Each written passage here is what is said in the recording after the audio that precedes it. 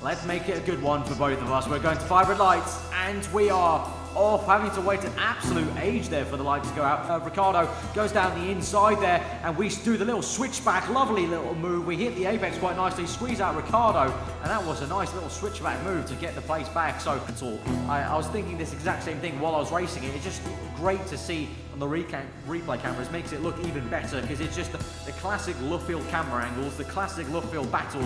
But Vettel going very slowly, and we're into third, and Vettel has stopped there.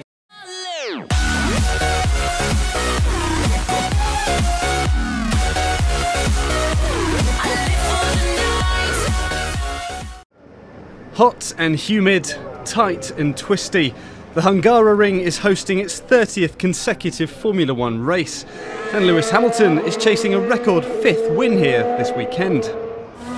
Red Bull, though, looked resurgent, with last year's winner Daniel Ricciardo going second fastest on the harder medium compound tyres. So at the moment we're seeing a big gain on this tyre from other runners. It looks like in the order of 2 seconds. Both the Russian and Ricciardo were faster than Rosberg, but the Australian's engine was about to give up the ghost. This isn't what Red Bull needed at all. That superb consistency of Daniel Ricciardo has literally, Alan McNish, gone up in smoke. The final part of the session was spent practicing long runs, with Sebastian Vettel and Romain Grosjean both going for a spin. But it was Hamilton on top again in FP2, with the 2 Red Bulls, Rosberg, Raikkonen, Sainz and Vettel behind, and a promising showing for McLaren, with Fernando Alonso in 8th. Hey there guys, aarava here. Welcome back to my F1 2015 career mode with Jenson Button. We're back with part number 8 today for the Hungarian Grand Prix. Now, this should be technically quite a good Grand Prix for us. Obviously, in real life, McLaren did pretty damn well in the Hungarian Grand Prix, but I don't think we'll be getting the same level of craziness in the race as it was in real life. But it still should be pretty good. You know, we don't have many long straights, apart from the main pit straight, and then a few back straights up towards in that Sector 1 area. But then Sector 2 and Sector 3 is all very much corners. You know, they call it Monaco without the barriers, and we did very, very well at Monaco, so you know, who's stopping us from doing well here at Hungary? We'll have to see. But we're going on to our first final lap, and what lap time is this going to be? Where is this going to get us in this session? So we post a lap time, and that is only going to be P6 later on in the session. So not amazing, but pretty damn decent to get P6 so far. We're going to our second flying lap now through turn 1. A little bit of a tank slapper there on the exit of the corner. But hopefully we can stay in the top 6 at least. That'll be pretty damn good here at Hungary, and we can try and get a good start. So at the end of this flying lap, through the last corner, we're still in P6 at the end of the lap. So what is this going to be? Can we improve our position and or our time? We do improve our time. We do improve our position by 1 position there to up to P5. But then as we fast forward on, unfortunately we dropped to P6, and then afterwards, even though Jenson is happy in the cutscene, we unfortunately dropped down to P7. So dropped 2 places there, and by the end of it we're in P7, which is still not too bad to be honest. But we are a little bit off the pace from pole position. So we'll see what we can do in the race though. Let's get straight to the grid for the Hungarian Grand Prix.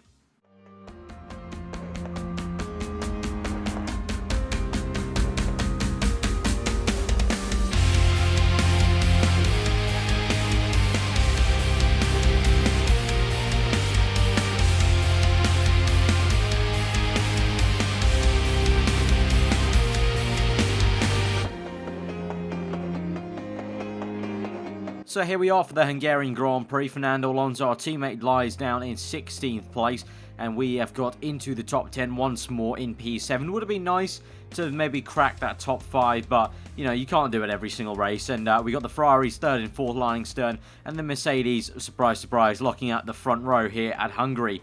But here we are on the grid, and we are going to get straight into revving up for those 5 red lights for the Hungarian Grand Prix. We're over halfway of the season gone, and we are off here for the Hungarian Grand Prix, getting a shocking start once again. We moved to the left-hand side of the circuit. We're actually going to stay there up into standard mix now after going lean. We're actually down to 10th place at the moment, so hopefully we'll be able to make some positions up into turn 1. Otherwise, this will be an atrocious start to the Grand Prix. We've made it right around the outside, and we're back up into 7th place, so that was a move we had to sort of make to recover from that shocking start to the Grand Prix right around the outside. That was actually quite surprising how we just easily did that. Looking at a replay now of seeing how that went. So we're at this moment in time down in 10th. Then we brake quite late into the first corner and go right around the outside of the Williams and the Lotus. That was surprising me. Going around the Lotus car, he was going very, very slowly. I think that was Grosjean going very, very slowly. So I was very surprised. But moving on to the next part of the lap, chasing down that, I think that's Kvyat in the Red Bull, I think it is. And so now as we come to the end of lap 1 through the second last corner, that is Daniel Kvyat in the Red Bull up ahead, struggling to keep up with the Ferraris there. We've also lost a position, so I think that's Valtteri Bottas it must be, because I think Massa is behind us. So lots of people not having a great start to the Hungarian Grand Prix. We're in 7th place at the moment, so we've got it back up to where we were on the grid. Can we get a bit of a slipstream? Looks like Grosjean's actually come back, and surprisingly, we're going to have to make a diving move. Kvyat's going very slow. We go down the inside of Kvyat, actually, and we managed to overtake a car instead of losing a place to Grosjean. So Grosjean didn't even notice there. He nearly tried to move on us down the inside of turn 1, but then in the end we kind of spotted Kvyat going very slowly. We're going to have to look at a replay there, just seeing there into the braking zone. You can see Kvyat actually goes quite slowly into the entry, and then he just kind of backs out of it, and we go down the inside of him and Grosjean and manage to get that place. So we're up into 6th place, but immediately on lap 8 now, so a few laps later, Massa has come back at us now eventually. He looks like he had a poor start, so it was Bottas who was overtaking the Ferraris up ahead, but now we're trying to battle with Massa, but unfortunately I think he will have us now as he's taking us into turn 1. He's up to 6th, we're down to 7th at the moment, so it's Massa in 6th, myself in 7th, Grosjean in 8th place behind me. So a couple of laps into this Grand Prix now, everything started settling in after lap 8. We've got a little train here of 4 cars between Massa, myself, Grosjean and Kvyat there, and now right now on lap 11 now, we're into the pits for our first pit stop, and this will be for the another set of option tyres, so the yellow or soft tyre. So Massa comes in as well. I believe Grosjean is also coming in behind us, so we'll see what what pit stop time this is going to be. It's going to be, oh dear, no, I was going to say it's going to be a 2 something, but now we're getting held up an absolute treat, and that's going to be a shocking 10.5 pit stop. Wow, that's just what you want. That's just what you want. We've just got held up by the entirety of the grid there behind us. So we're going to have to make some places up. Onto lap 16 now. We're going for a few laps now. Five laps later after our pit stop. We're still trying to catch up on Grosjean. So that's how much time we lost there, that we couldn't catch up on Grosjean. But we're right on the back of him now with DRS. And then onto the next lap, onto lap 18 now. Again in the DRS zone. We're a lot closer this time as we rank the car through the last corner. Ricciardo's coming up our chuff as well. But can we get down the inside of Grosjean? Swoop to the right, down the inside of the braking zone. We've got him even before we hit the apex, but we've gone very wide. Maybe Ricciardo comes back at us. No, Grosjean comes back at us. We bang tyres, and Grosjean's got the place back on us. Ricciardo now comes through on my left-hand side. We're just getting mugged here by the AI, and we might have just lost a place, then gained a place, and Ricciardo does swoop round, kind of squeezes us off, and we have lost a place. So we are down to 10th, so by trying to overtake Grosjean, we actually lost the place there. Well, on lap 20, I'm having none of it. I dived down the inside, much like Daniel Ricciardo did in real life. I was leaving all my talking on the track, just went for it, and it worked. Grosjean actually had a horrible exit to that corner, and it just worked out for us. So we're actually going to look at a replay there and see actually what happened, because Grosjean was going fairly slow into turn 1 out of the exit. So we're coming through, and just thought at this point, after especially we lost the place to Ricciardo, I thought, you know what, fuck it, we're just going to go down the inside, we're just going to go for it. And it actually really worked well. Actually, we just squeezed Grosjean out, really, and he just lost the rear end on the exit of the corner. So actually, that was a pretty damn clean move as well, at the same time, as well as an audacious one, and we made that stick for us. So until lap 20, we're into the pit stops once again, and we're going to be going onto the prime tyres, the white wall medium tyres. So this will be hopefully to the end of the Grand Prix. We'll have to see about that. We may need to convert to a 3-stop, but if we can do the 2-stop, that might be good. The McLaren has had pretty decent tyre wear, you must say. The strategy usually has been quite a bold strategy from McLaren to go on to longer prime stints. So on to lap 22 now. We closed up on Kvyat, who's going quite slowly. We're going down the inside into the chicane, and that's a pretty damn easy move. I think Kvyat must be at the end of his stint, because that was far too easy, especially closing up to him in that closing stage up to that corner. He was just going so slow. I think he must be on the end of his stint, and he must be going to the prime tyres soon. And now on to lap 23. We're going up to P8 at the moment, so surprisingly, we've gained 2 places out of nowhere, because we were in P10 or P9 roughly. We're up to P8 now. Ricciardo up there in P7, Kvyat behind us, so Grosjean somewhere has lost some time. And so on to lap 35. Unfortunately, guys, nothing more can come of the Grand Prix. We finish up in P8, Just a bit of a lackluster Grand Prix, to be honest. The real-life Hungarian Grand Prix was probably the best of the season in real life, but here in the game, yeah, just a very lackluster Grand Prix, unfortunately, for you guys. And we finished up in P8, losing 1 position from our starting grid. But we have got some good points, and I forgot to mention last episode that we have broken the 100 points mark, so we've already smashed our target of 100 points even before we've got through halfway the season. But you know what? There's hardly enough action for an episode there at the Hungarian Grand Prix, so we're going to go straight into the Belgian Grand Prix at the Spa-Francorchamps circuit.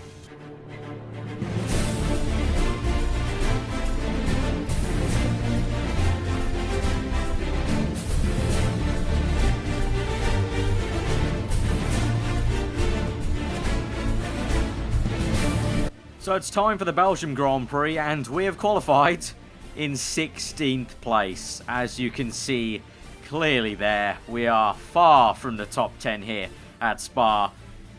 Yeah, it's going to be a long afternoon, lads. It's going to be a long afternoon here at the Belgian Grand Prix. 16th place. Probably, I think it's the lowest I've qualified in this series, so we're going to have a very tough time here. But hopefully we can try and rectify it and have a little bit more pace in the race with heavier fuel. Here we go to 5 red lights at a very overcast Belgian Grand Prix, and we are off from 16th place for the first time this year in this season. And can we make some places up into turn 1? We go down the inside, dart to the right hand side of the track, go down the inside of a bunch of cars, and we're already up to 13th place, so we've gained 3 places there off the start into turn 1. So it's been a very decent start for us, and this is the exact sort of start I need in this Grand Prix to really try and catch up straight up into rich mix here at the Belgian Grand Prix, because seriously we need it. This race has to be some serious fuel engine temperature management. I've been learning the McLaren needs engine temperature management the entire race long, but here at Spa we need it more than ever. We need to keep the engine as cool as possible. But saying that, going into the bus stop chicane, getting very hot under the brakes, in the engine, down the inside of 2 cars. We went so far from Ricciardo all the way up to Hulkenberg, and we've overtaken him, but Hulkenberg will come back at us. He can go side by side with us into turn 1. Can we try and defend from him? He's got us there, but down the inside once more